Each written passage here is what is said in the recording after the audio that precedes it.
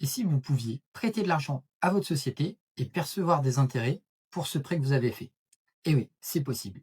Et c'est possible avec les intérêts sur compte courant d'associé. Dans cette vidéo, on va se poser les questions suivantes. Quel taux on peut appliquer? Quels sont les avantages sociaux et fiscaux à le faire? Comment on le met en place concrètement? Et à la fin de cette vidéo, je vous partagerai les erreurs à ne surtout pas faire.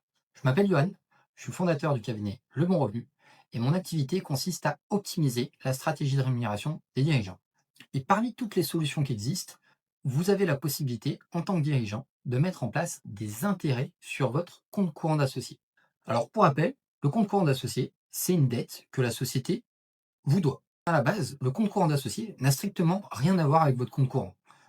Le montant de votre compte courant d'associé apparaît sur votre bilan comptable, il apparaît au passif de votre bilan comptable, mais il n'a rien à voir avec la trésorerie que vous avez sur le compte courant de votre société. C'est une écriture comptable, ça peut être deux choses totalement différentes, et c'est deux choses totalement différentes, le compte courant et le compte courant d'associé. Alors, le compte courant d'associé, comment il peut être constitué? Comment on peut se retrouver avec, sur notre bilan comptable, 30 000 euros de compte courant d'associé? Plusieurs solutions. Soit au moment où vous avez créé l'entreprise, ou même un peu plus tard, vous avez fait un virement de votre compte personnel vers la société. Vous n'avez pas mis l'argent en capital social, vous l'avez mis en compte courant d'associé. Ça, c'est la première option. Les autres options, c'est quoi? C'est j'ai acheté un iPhone pour ma société, mais j'avais pas la carte de ma société, je l'ai payé à titre personnel, mais c'est une dépense pour le compte de la société. C'est une note de frais. Tant que je ne me suis pas remboursé, ça vient gonfler mon compte courant d'associé. Donc toutes les dépenses que j'ai faites à titre personnel pour le compte de la société, ça vient gonfler mon compte courant d'associé. Si par exemple j'ai une voiture à titre personnel, j'ai mis en place des indemnités kilométriques, donc j'ai eu un usage de mon véhicule personnel pour la société, je ne me suis pas remboursé mes indemnités kilométriques, ça vient faire grossir mon compte courant d'associé. Si j'ai déclaré avoir pris une rémunération de 60 000 euros, je vais payer de l'impôt sur le revenu sur 60 000, des charges sur 60 000, et c'est passé en charge sur ma société 60 000 euros de rémunération, mais qu'en réalité, sur l'année, j'ai fait que 40 000 euros de virement de mon compte pro vers mon compte perso, bah, il y a un petit delta, et ce delta de 20 000 euros, ça va être enregistré comptablement en compte courant d'associé. Ou alors, par exemple, j'ai acté une distribution de dividendes de 100 000, mais je n'ai pas encore fait le virement du compte pro vers le compte perso. Pareil, ça vient s'enregistrer en compte courant d'associé. Voilà un petit peu tous les éléments qui peuvent vous générer du compte courant d'associé et faire qu'à un moment donné, au cours de votre vie entrepreneuriale, vous allez vous retrouver avec un compte courant d'associé important. Et ce compte courant d'associé, comme je l'ai expliqué, c'est une dette que la société vous doit. Et on a la possibilité de le rémunérer. Alors vous pourriez le rémunérer 10% par an. La seule chose, c'est que l'État a plafonné ça et qu'il y a un taux maximum. Et ce taux, il dépend de la date de clôture de votre bilan comptable. Je vais vous faire apparaître ici les rendements des comptes courants d'associés en fonction de la date de clôture de votre bilan comptable. Et vous pourrez par exemple là le constater, pour les clôtures qui ont eu lieu le 31 décembre 2025, les taux étaient à 4,55. 4,55, c'est un taux intéressant. Ça veut dire quoi? Ça veut dire que si j'ai 100 000 euros de compte courant d'associé, je vais pouvoir passer en intérêt 4 550 euros.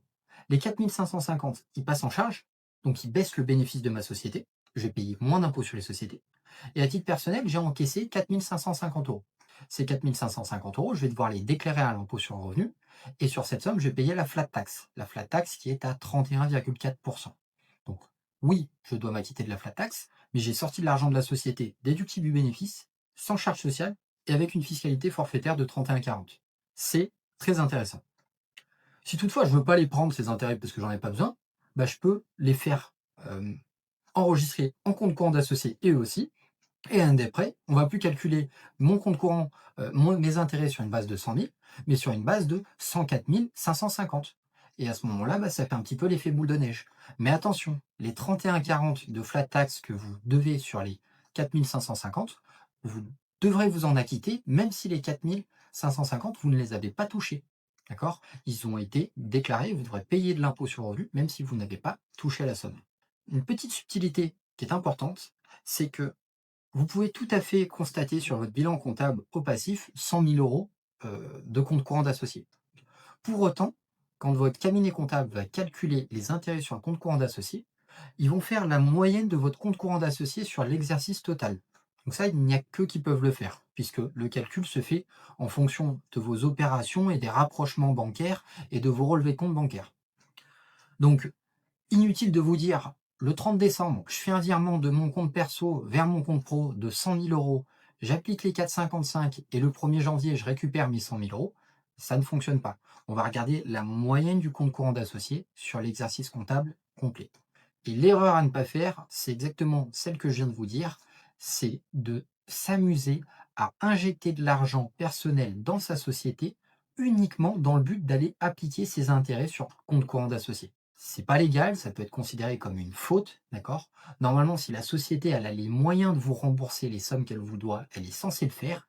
On n'a pas de jurisprudence exacte là-dessus, mais ça coule de source. Vous pouvez rémunérer votre compte courant d'associé, c'est tout à fait légal, mais attention à ne pas jouer avec et au point d'aller verser de l'argent personnel qui est aujourd'hui sur son livret A qui rapporte 1,50, le mettre sur sa société sous prétexte que ce soit à 4,50 de rendement. Et ce 4,50 de rendement, il n'a pas toujours été aussi haut. Alors en réalité, il a été même un petit peu plus haut. Sorti du Covid, on est même monté à 6, 6,5. Aujourd'hui, on tourne autour de 4,50. C'est un peu corrélé au taux d'emprunt, au taux bancaire. Et là, on est plutôt sur une tendance baissière, mais ça reste encore intéressant. Mais il y a de ça 10 ans, les taux étaient très bas. 8-10 ans, les taux étaient très bas. Et du coup, bah, le rendement du compte courant d'associé, il était à 0,50 ou 1%. Et c'était pas intéressant. Et ça valait pas le coup de le mettre en place. Sauf que ça a augmenté depuis. Et pour autant, je rencontre régulièrement des clients qui ont des comptes courants d'associés significatifs pour lesquels on n'a jamais mis en place cette rémunération de compte courant d'associés. Et c'est dommage parce que déjà, bon, on peut le récupérer de manière un petit peu rétroactive en se basant sur les anciens taux, d'accord? Mais c'est dommage parce que c'est un vrai moyen simple de sortir de l'argent de la société à moindre coût et légalement. Si vous avez plusieurs associés, ben, vous allez rédiger une convention de compte courant d'associés qui va déterminer la rémunération. Et c'est pas parce qu'il y a plusieurs associés que si j'ai 3 associés, les 3 ne vont peut-être pas avoir 10 000 € chacun de compte courant d'associé. Chacun peut avoir son compte courant d'associé en fonction des opérations qui ont été réalisées. Et donc, vous pouvez décider d'appliquer un taux pour l'un, un taux pour l'autre, ou d'être uniforme, et vous allez rémunérer le compte courant selon la convention que vous allez mettre en place. Généralement, c'est pas obligatoire, mais à partir du moment où vous commencez à rémunérer votre compte courant d'associé, il est recommandé de mettre en place une convention de compte courant d'associé. Pensez bien à déclarer les intérêts que vous percevez. Normalement, votre cabinet comptable vous le rappelle, mais pensez bien à le faire. Dernier petit point non négligeable, pour les TNS, ceux qui sont gérants de URL ou gérants de SARL, quand on va calculer les dividendes qui sont exonérés de cotisations sociales, on va retenir 10% de l'ensemble du capital social et de la moyenne du compte courant d'associé. Donc, dans le cadre d'une stratégie de rémunération où on doit se poser la question de la répartition entre rémunération et dividendes, où on a du compte courant d'associé et qu'on se dit, OK, bah, je vais pouvoir rémunérer mon compte courant d'associé, c'est une variable qu'il faut prendre en considération pour calculer de est-ce que c'est intéressant d'avoir des dividendes soumis à la flat tax et donc exonérés de cotisations sociales, ou est-ce que c'est plus intéressant d'avoir des dividendes soumis à cotisations sociales? Souvent, on pense que quand on est TNS, il faut arrêter les dividendes à 10% du capital social. C'est faux. Il y a des calculs à poser et les dividendes soumis à cotisation sociale peuvent être intéressants. Et ce compte courant d'associé a un grand rôle là-dedans. En synthèse, oui, la rémunération du compte courant d'associé, c'est intéressant. Mais si vous avez 5 000 € de compte courant d'associé, et je parle bien du compte courant d'associé moyen sur l'exercice, ça ne vaut pas forcément le coup de le faire si c'est pour récupérer 4% de 5 000 €. Idéalement, je recommande à partir de 30 000 € de le mettre en place quoi qu'il en soit, parce que là, on commence à parler un petit peu d'argent. En dessous, il y a un peu moins de levier. Après, c'est à votre appréciation. Ça ne coûte pas grand-chose de le faire. Il faut simplement se cadrer avec une convention de rémunération. Il faut également le déclarer à l'impôt sur le revenu et pas oublier de le faire. Donc, oui, c'est pertinent. 30 000 €, je considère être le minimum, mais si vous souhaitez le faire avant, rien ne vous empêche, même si vous avez un plus petit compte courant d'associé. J'espère que cette vidéo vous a plu. Je vous invite à vous abonner à la chaîne si vous voulez voir d'autres vidéos sur les solutions qui permettent de sortir de l'argent de la société à moindre coût et légalement. Il y en a une qui sort chaque semaine. Je vous dis à bientôt pour la prochaine vidéo.